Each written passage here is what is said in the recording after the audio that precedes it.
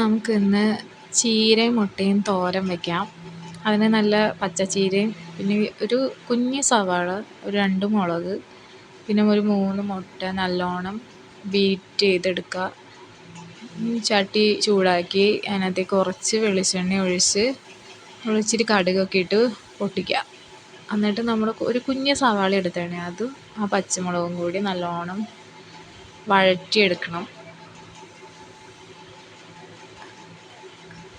വഴറ്റിയിട്ട് വേറെ ഒന്നും അതിനകത്ത് ഇടുന്ന ഒരു ഇത്തിരി മുളക് ഇട്ട് മഞ്ഞൾപ്പൊടി കുറച്ച് രണ്ടും കൂടി നല്ലോണം മിക്സ് ചെയ്തിട്ട് നല്ലോണം വഴറ്റി നല്ലോണം മിക്സ് ആക്കുക. ഒരു അതിലേക്ക് എടുക്കുക. എന്നിട്ട് ആ ചീര അതിനകത്തേക്ക് ഇട്ട് നല്ലോണം വഴറ്റുക.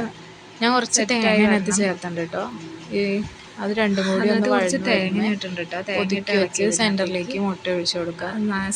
തീ സെൻറ്ററിലേക്ക് കുറച്ച് ഇളക്കി യോജിപ്പിക്കുക. നമ്മൾ ശരിയാക്കി വെച്ചാൽ നല്ലോണം ആയി കഴിഞ്ഞ് കഴിയുമ്പോൾ നല്ല ഡ്രൈ ആയിട്ട് കഴിഞ്ഞാൽ സെറ്റായി എടുക്കുക.